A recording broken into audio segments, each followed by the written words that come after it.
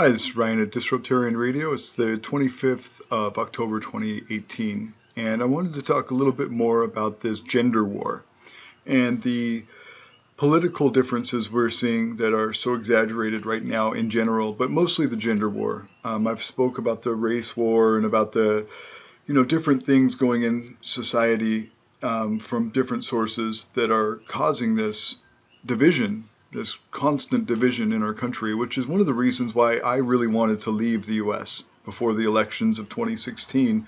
We went to Puerto Rico. Well, we went to the USVI in Puerto Rico and, all kinds of places, but I didn't think I'd find myself back in the United States. I am glad to be in Hawaii. Hawaii has a lot less of this weird gender stuff than I see in the rest of the world. But I wanted to talk a little bit about it, the funding, the reasons, reasons of people funding it too, like George Soros. And mostly I see George Soros disrupting cultures, and he does this for monetary gain. He's done this in the Ukraine, he's done this in the United States, he's done this in Hungary, he's done this in places in Africa, and I'll play a couple of clips about it. But he does this so that he can devalue the effectiveness of society so that the currency of that society is devaluated. And as there's more disruptions, as there's more riots, as there's more, political unrest, the value and the strength of the currency decreases, and then he buys in, and then he backs off after a while, and he lets the culture, the community, and, the healing process begin, reconstructing, so that it gains its value, it gains its strength again, and then he sells. And he's done this for years. That's how he's became this very successful hedge fund manager and currency investor. He'll invest in all kinds of world currencies, but then he's got this Open Societies project, and he's got Media Matters, and he's got all these different things, and, hundreds of different political companies, media companies, politically motivated activist groups that he funds that disrupt society. Recent leaked documents of hedge fund globalist George Soros and his Open Society foundations reveal that the atheist billionaire behind Barack Obama and Hillary Clinton is funding a massive network of organizations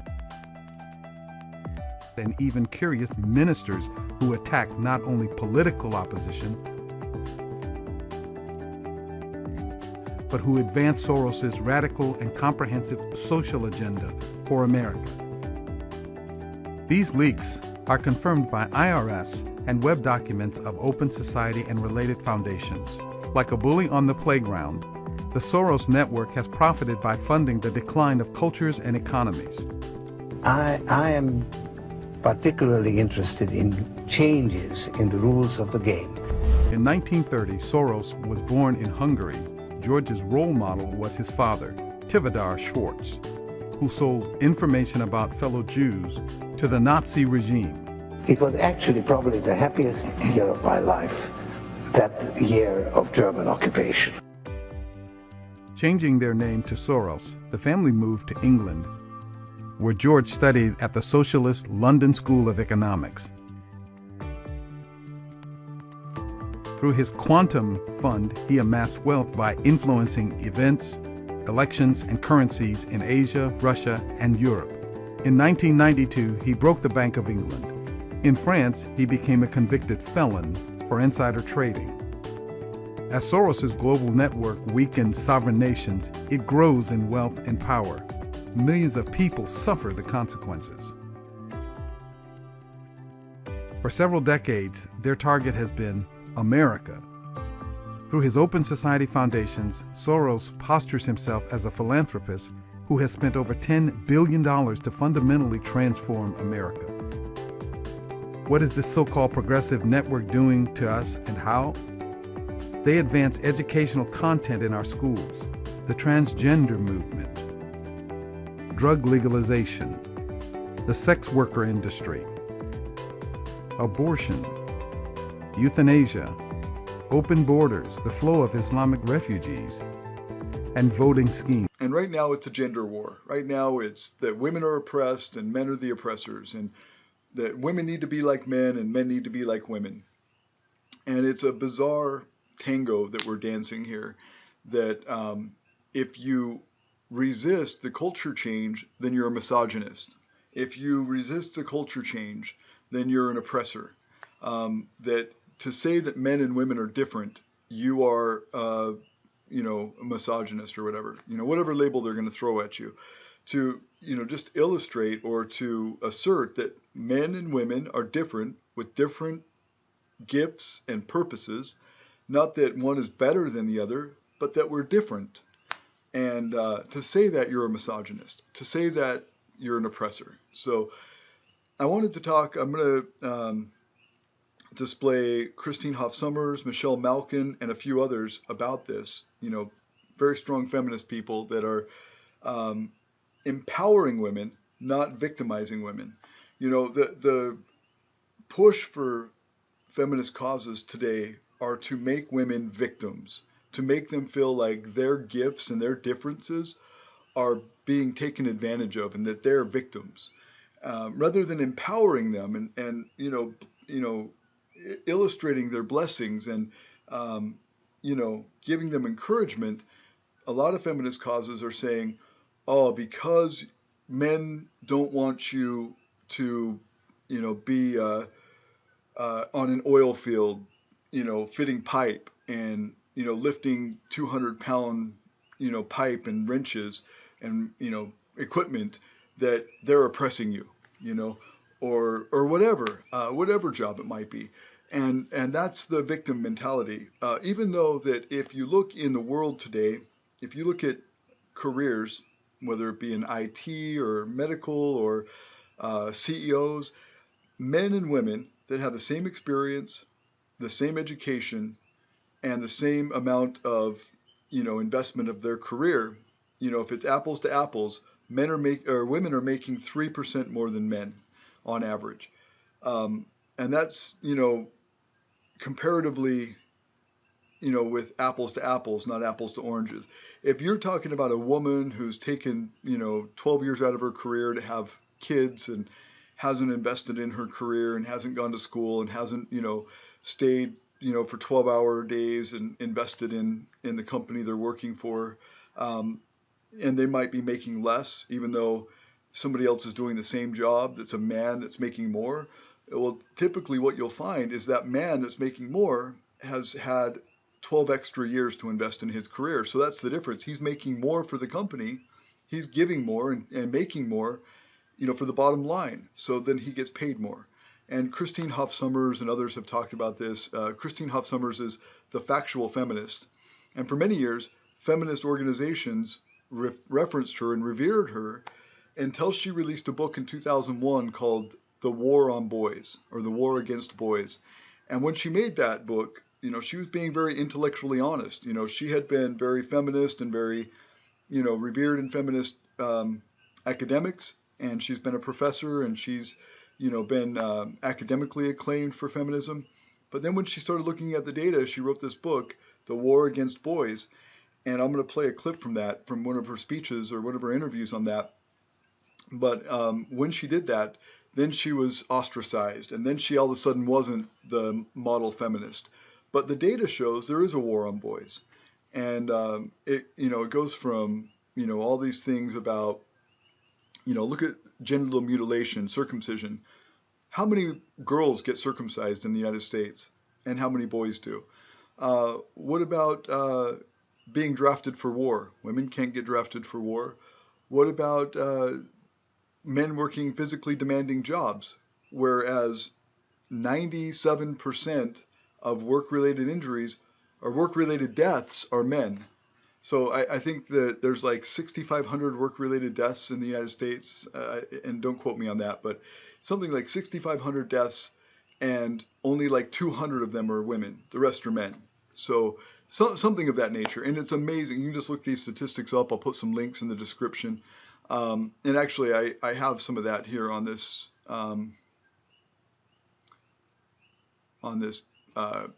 article that I wrote back in 2017. But it is startling how absolutely scary it is that men are looked at as being the oppressors when there's so few benefits to being a man these days.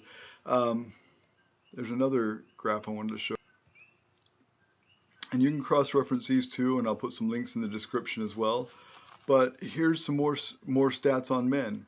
85% of the homeless population are men. 76% of suicides are men. 70% of the murder victims are men.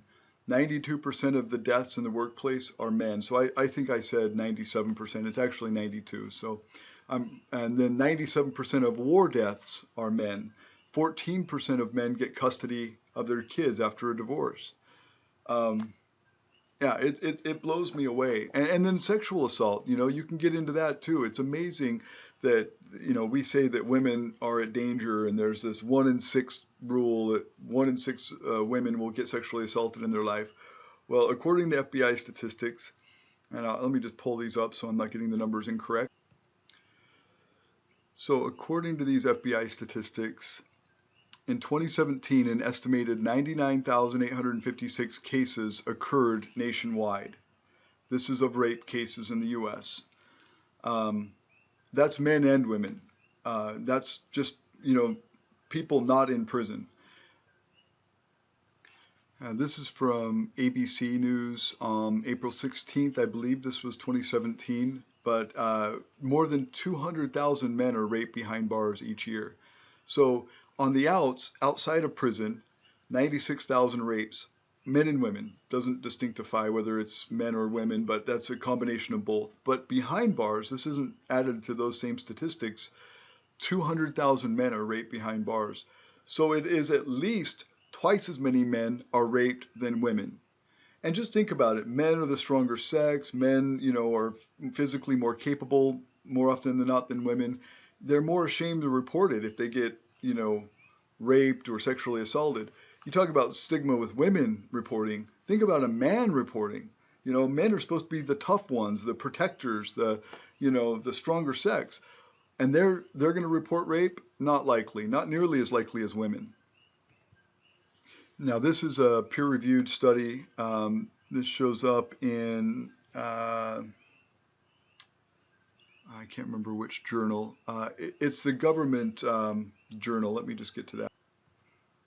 Okay, this is the American Journal of Public Health. You can find this at the ncbi.nlm.nih.gov. Anyway, I put the link in the description.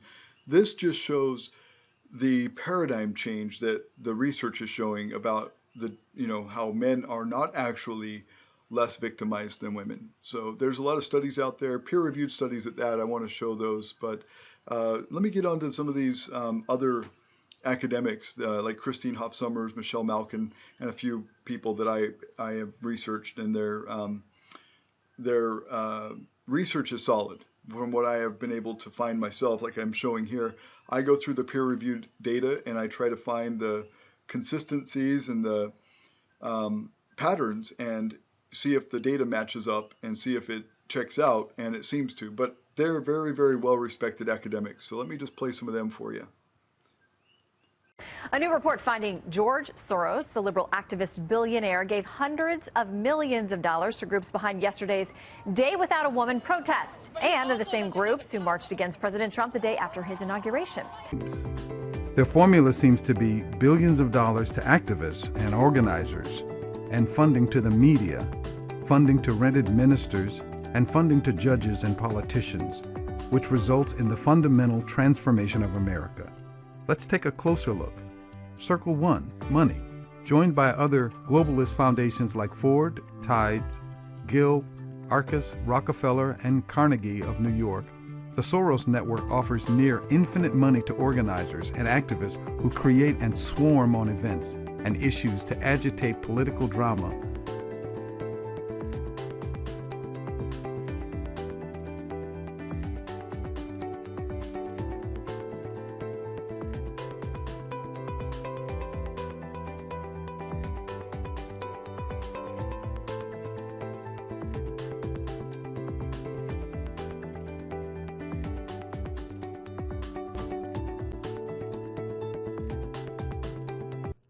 This clip comes from a July 2001 promotion of her book, The War Against Boys. Yes, the war has been going on that long, and as you'll learn from this segment, much longer than that.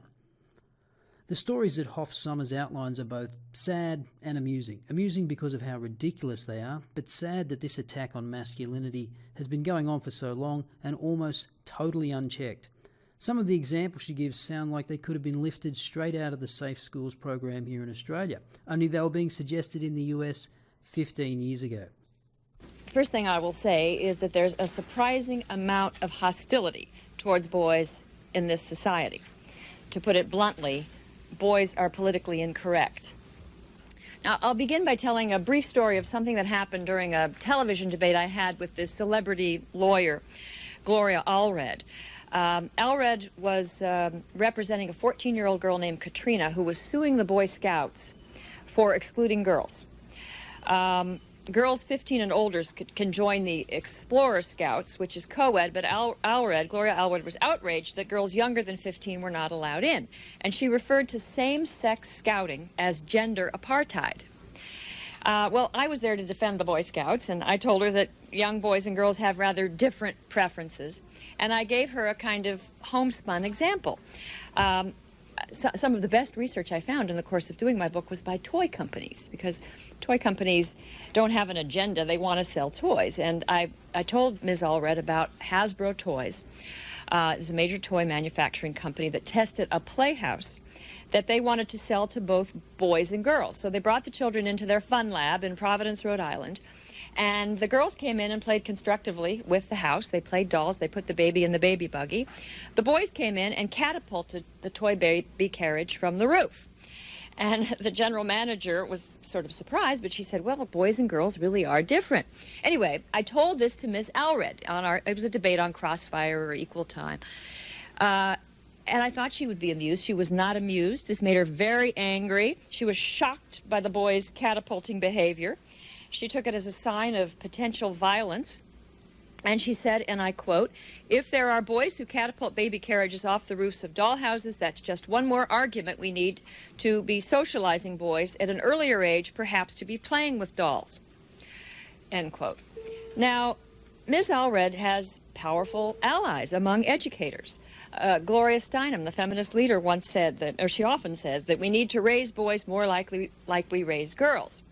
And strangely enough, many schools are now following that advice. Now, this is not because teachers and education theorists and feminists dislike boys. It's not because they want to harm them. They sincerely believe that something is seriously wrong with the young men in America. And a growing number of experts now claim that the nation's boys as a group are disturbed, depressed, not in touch with their feelings, and for that reason, in need of being re-socialized in the direction of femininity.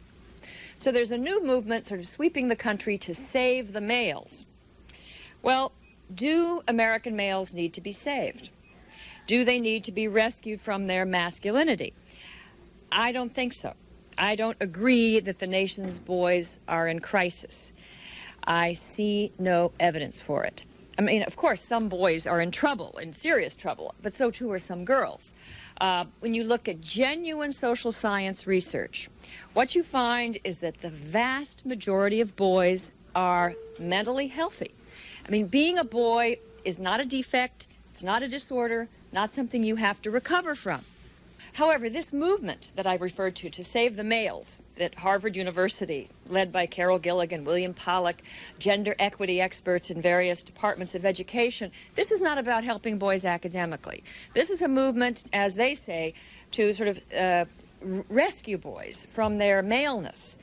Now, let me give some examples of efforts to change little boys. Let me be specific and give you some examples of how the Save the Males movement is working.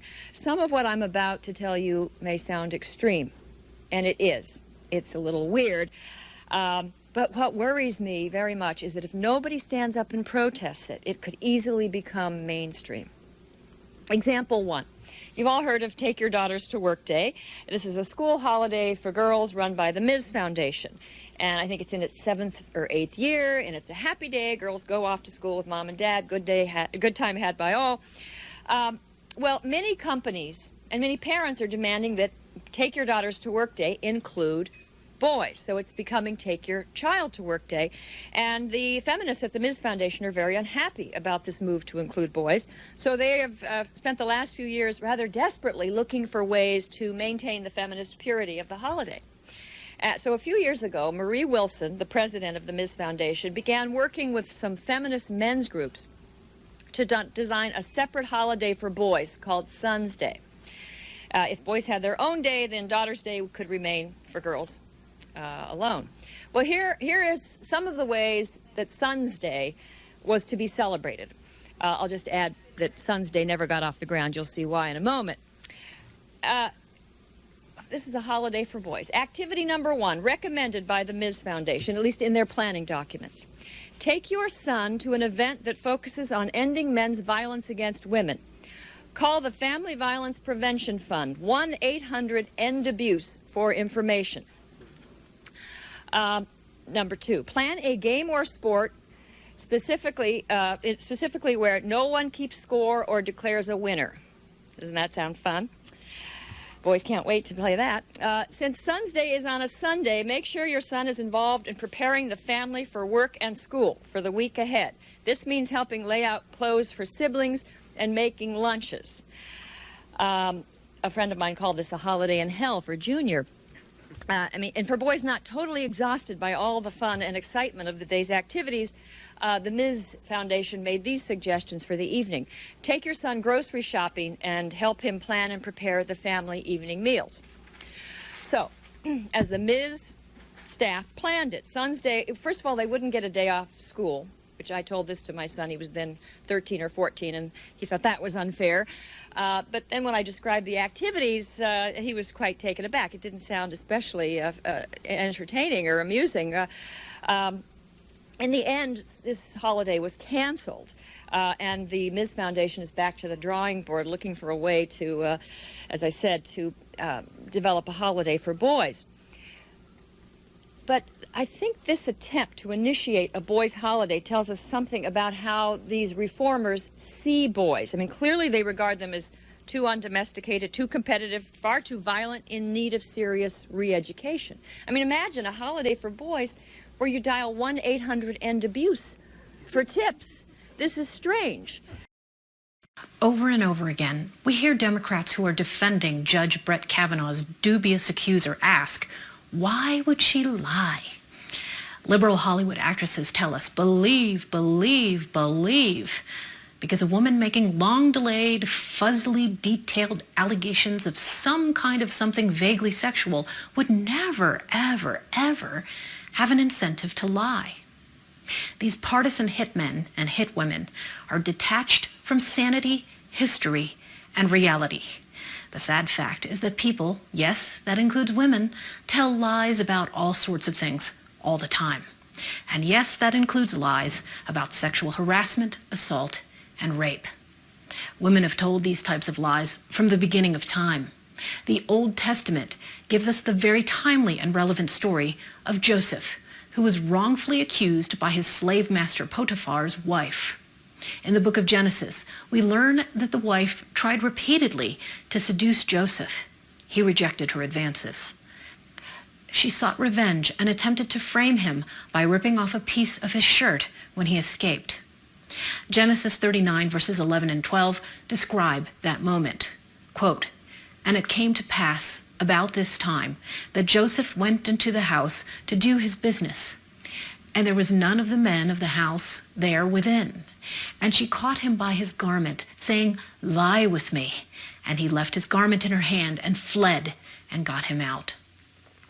The scheming woman lied to her servants and deceived her husband, claiming that she had been victimized.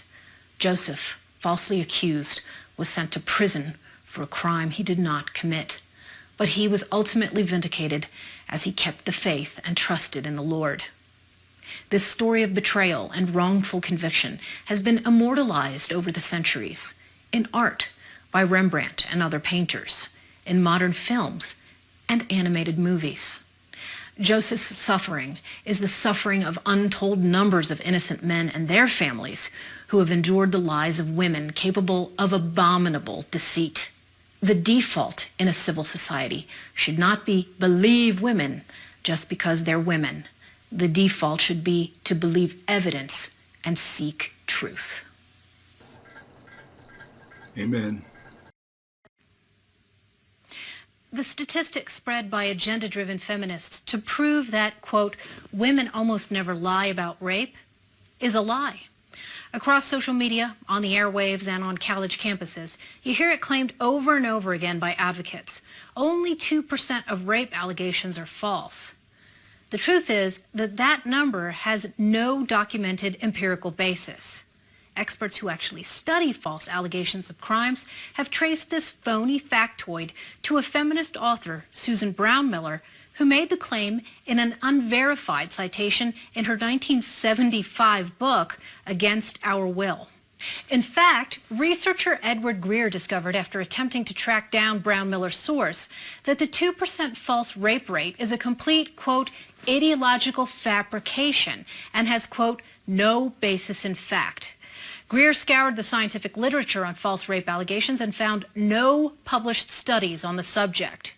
Instead, he found that Brownmiller had cited the remarks of Lawrence H. Cook, a New York appellate judge, from a speech to the Bar Association in 1974. Cook asserted that the commander of the New York City's Rape Analysis Squad, quote, found only about 2% of all rape and related sex charges are determined to be false. Greer contacted the judge's staff, and no one remembered where he got the numbers from or could produce any press releases, reports, or data to support the claim. No matter. Feminist law professors and advocacy groups and journalists have recycled Brownmiller's bogus figure repeatedly. And it popped up again, blindly cited all over Twitter in the wake of the Harvey Weinstein scandal in Hollywood. Actual published research has documented false rape and sexual assault rates ranging from 8% to 41%. Retired NYPD Special Victims Squad Detective John Savino reported that in his NYPD's Manhattan Special Victims Squad, quote, our false report rate was in the double digits during all my years. Sometimes it was as high as 40%. A study in the Detroit suburbs found a false report of 32%. Savino and his colleagues Brent Turvey, a forensic scientist and criminal profiler who heads the Forensic Criminology Institute, and forensic psychologist Aurelio Coronado Mares provide real data and invaluable insights in their new textbook, False Allegations, Investigative and Forensic Issues in Fraudulent Reports of Crime. The bottom line, false rape allegations are far more common than you think. People lie for all sorts of reasons, from the need for attention to the lure of profit, out of anger, revenge, to conceal crimes or illicit activity, or because of addictions or mental health issues. They lie about property crimes. They lie about hate crimes. They lie on 911 calls. They lie in divorce and custody hearings. They lie to perpetrate Medicaid fraud. And yes, they lie about being sexually assaulted or raped. It's not victim blaming to get to the bottom of the truth. It's liar shaming. I'm sure for those of you guys that follow me on Twitter, you see that I am going after, I go for the jugular a lot about tons of things. I speak out against feminism because it's not feminism. What's happening today is a radical form of a women's movement. The idea that we don't need men, that men are always and constantly, once again, the oppressed versus the oppressor. I have news for people that do identify themselves as feminists. Men are not dropped off by the stork. They are born. We are the people that have to carry men for 9 months. They are our little boys, they are our sons, they are our husbands. The idea that somebody can live a life in the way that Brett Kavanaugh has lived his life, and to have what has happened to him over these last couple of weeks happen to him, should terrify everyone. This country needs due process, but beyond that, this country needs women to find their voices and to fight for our men. Because what is happening right now is a cultural war on men.